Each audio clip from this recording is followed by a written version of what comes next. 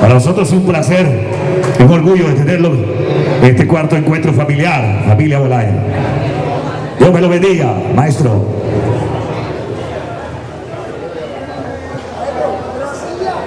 Bueno, muy buenas tardes.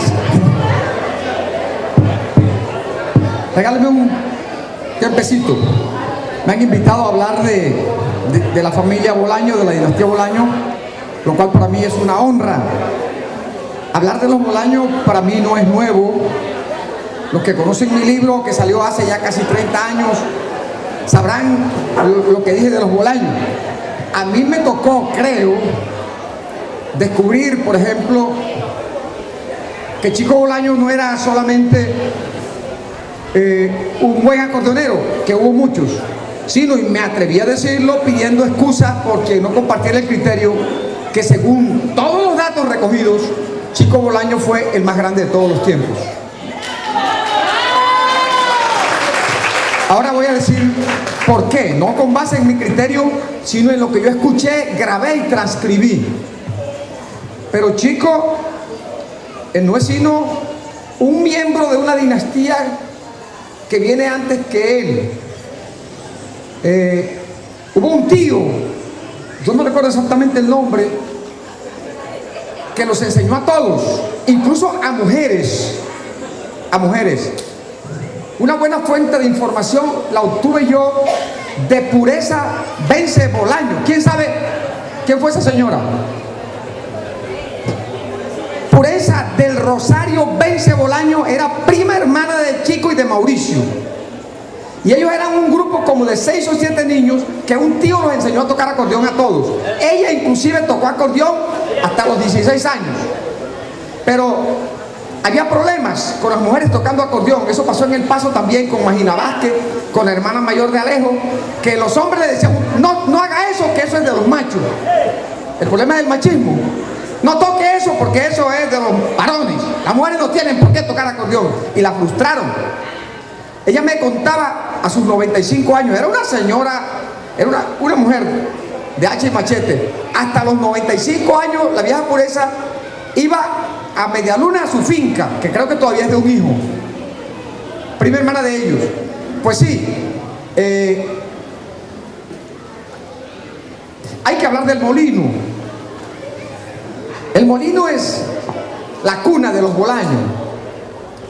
El molino es la sede de una de las tribus vallenatas más valiosas de toda la región.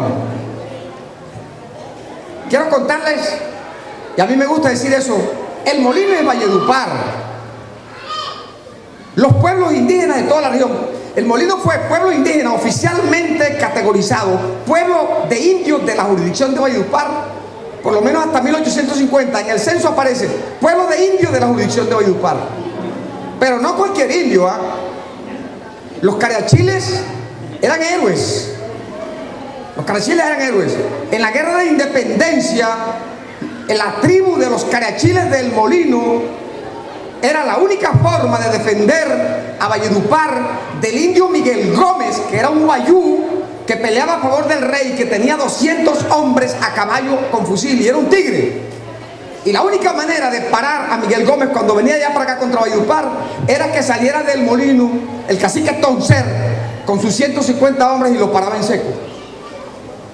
Les voy a narrar una anécdota. Una vez, estoy hablando de la independencia, hubo una derrota de los españoles por aquí y el estado mayor de ese batallón español huyó por aquí. La forma de irse a Venezuela en esa época era por el molino, ahí atravesaban. Por ahí vino la conquista, por ahí vino el alemán Alfinger en 1531, salió al molino. En esa época se llamaba Antonar, era el nombre indígena. Antonar, bonito nombre. Y huyeron los españoles, pasaron por el molino, un general, 2 coroneles, todo el estado mayor, eran como 8, hacia Venezuela, huyendo porque habían sido derrotados. Desde aquí se le dio la orden a los molineros que persiguieran, eso es les estoy contando eso para que se les ponga el pecho de orgullo molinero, que persiguieran a los españoles, a los generales españoles y los capturaran.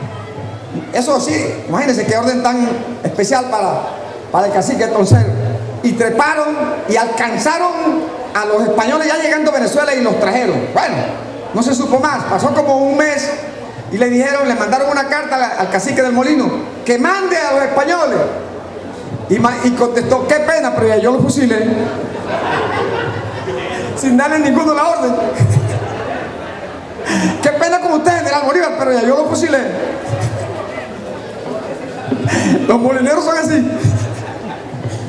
Pues sí, volvemos al acordeón. Volvemos al acordeón.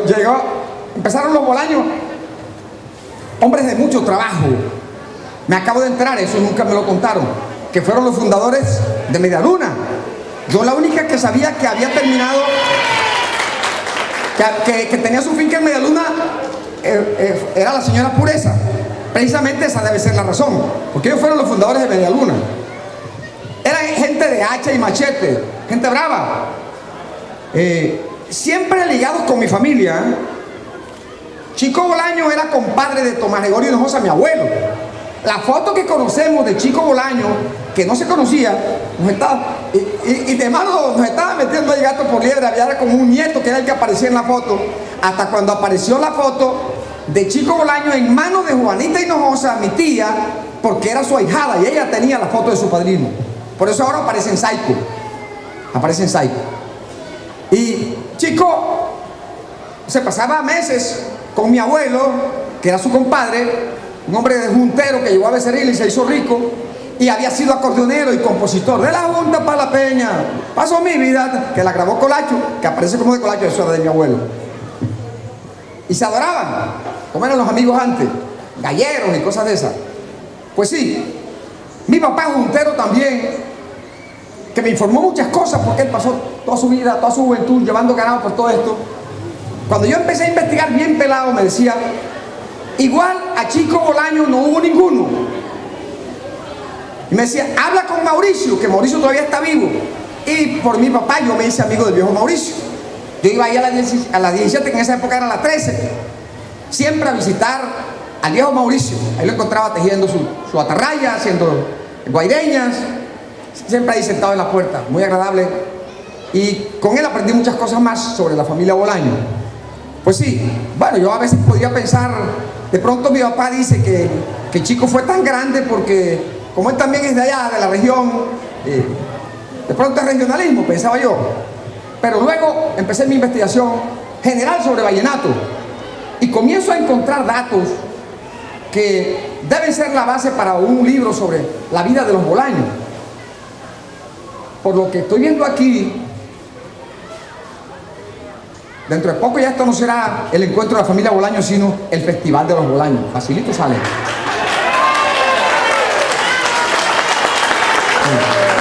El Festival de los Bolaños. Y con seguridad que va a tener gran prestigio ese festival. Por ejemplo, no habrá que contratar acordeoneros. No necesitamos ni uno más.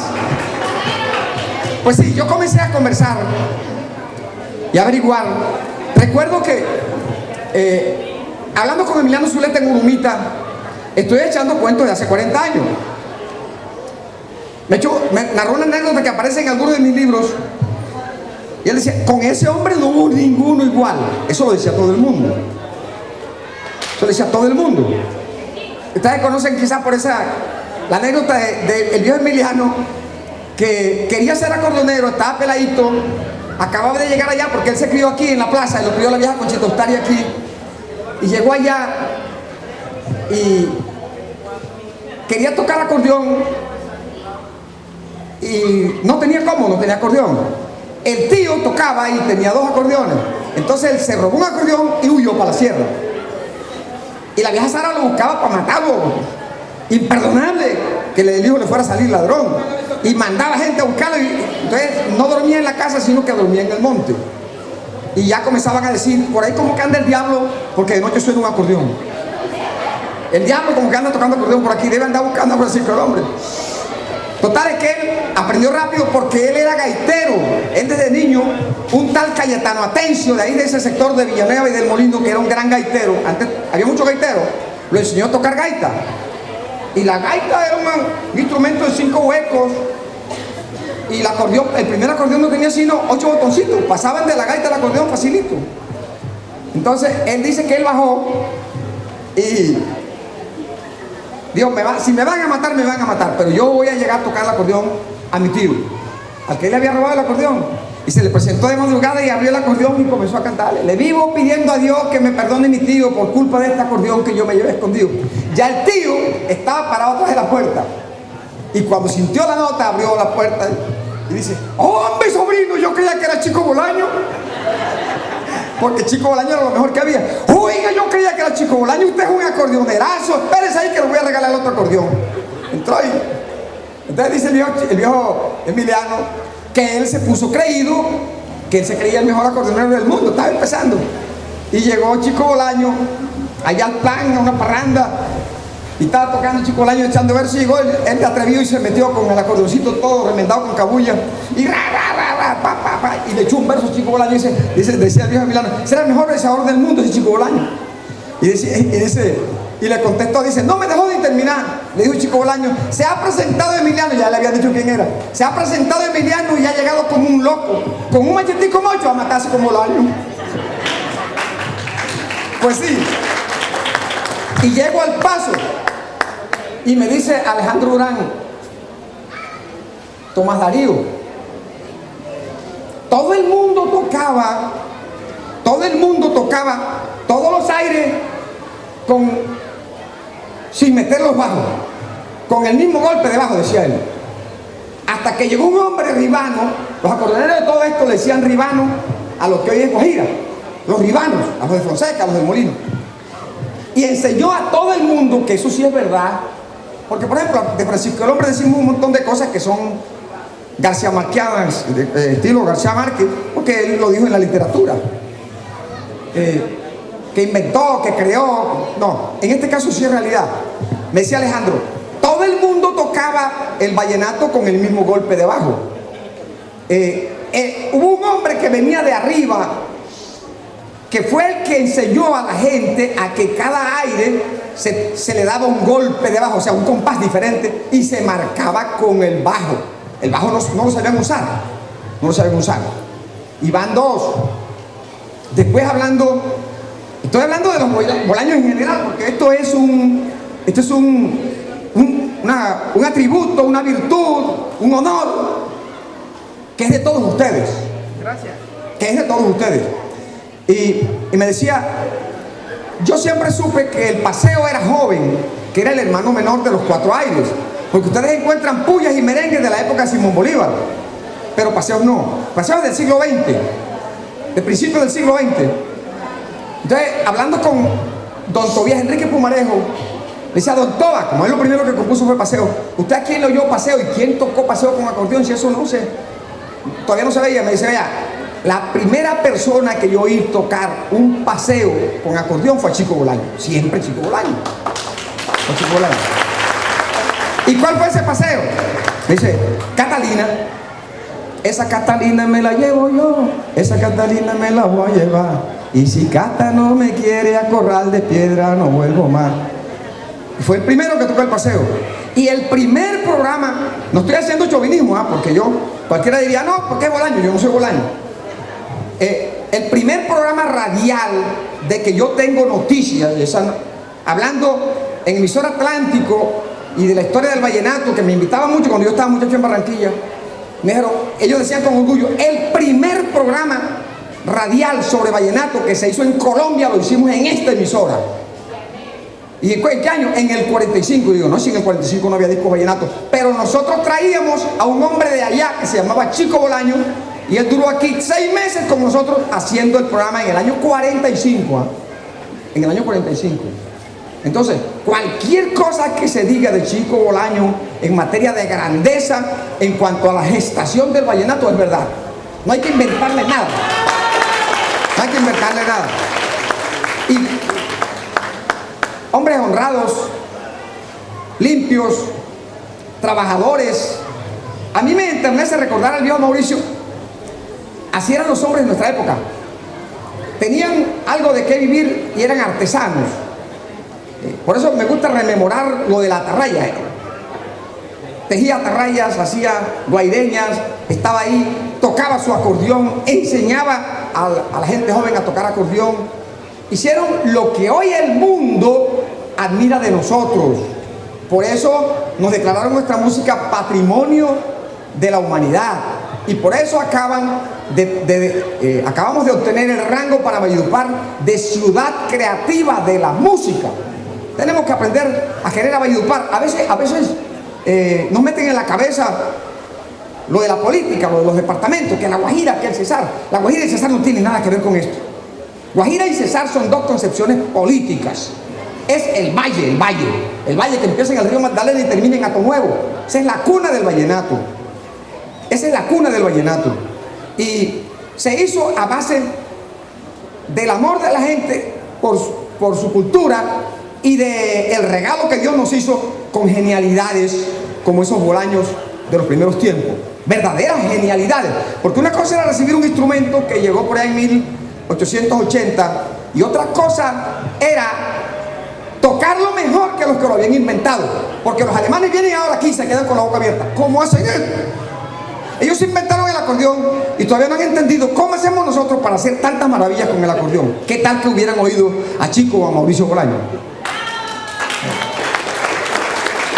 Entonces, yo estoy muy entusiasmado con esto. Esto es bello.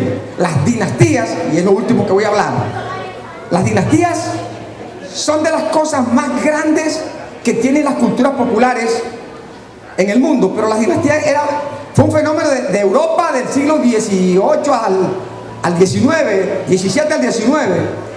Y las dinastías eran de reyes y cosas de esas. Pero dinastías culturales, la única que se conoce en el mundo es la dinastía de las familias musicales del vallenato. Resulta que yo no conozco casos iguales. Que una familia mantenga una tradición musical por 3 siglos, que yo sepa, es caso único. Es caso único.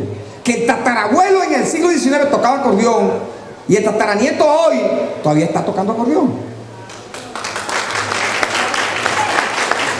Y es más, los de hoy tocan mejor que los de antes. Y si antes eran 2 o 3, hoy son 20, como pasa con los bolaños. Cristóbal Zuleta era músico aquí en la plaza de Valledupar en el siglo XIX. Y él y todos sus hijos, porque todos fueron músicos, siempre mencionamos a Emiliano, pero Rafa, el Tití, Lucho, que ya murieron de viejos, todos fueron músicos. Y empieza esa dinastía. Y viene Emiliano Zuleta Vaquero, y los hijos de Emiliano Zuleta Vaquero, y los hijos de Milanito y Poncho. Y ya hay nietas de Poncho cantando. Ya esa es la nieta de Cristóbal. Van 6 generaciones durante 3 siglos. Qué cosa tan bella. Qué cosa tan bella. Ese tío o papá de Mauricio y de Chico era un hombre del siglo XIX. Era un hombre del siglo XIX. Lo que sucedió fue que Mauricio les puso la tarea dura a ustedes, los descendientes, Mauricio y Chico, porque fueron unos fenómenos que hay que preocuparse mucho por igualarlos. Ojalá superarlos. Ojalá superarlos. Ha habido casos en que la nueva generación supera a los anteriores. Sin ofender al viejo Emiliano tocó más acordeón que Emiliano. Tocó más acordeón que Emiliano. O los granados de hoy probablemente son más acordeoneros y ahora son reyes de reyes, ¿sí? Más acordeoneros que el viejo Juancito de por allá del siglo XIX. ¿Qué tal que Chico hubiera vivido un poquito más? Porque Chico murió joven. ¿Ustedes han sacado la cuenta? Chico murió de 59 años. Él nació en 1903 y murió en el 62. Jovencitico. Chico hubiera podido participar en el primer festival vallenato. ¿Quién se lo iba a ganar? Perfectamente. Tuvo un solo capricho, que no le dio la gana de pasar al acordeón de 3 teclados, de 3 hileras. Él era de la época del acordeón de 2 hileras y no quiso. Me decía Ildemaro que él le insistió, le dijo y no, se quedó con su acordeón de 2 hileras, pero con esa hacía las maravillas que nadie más hacía.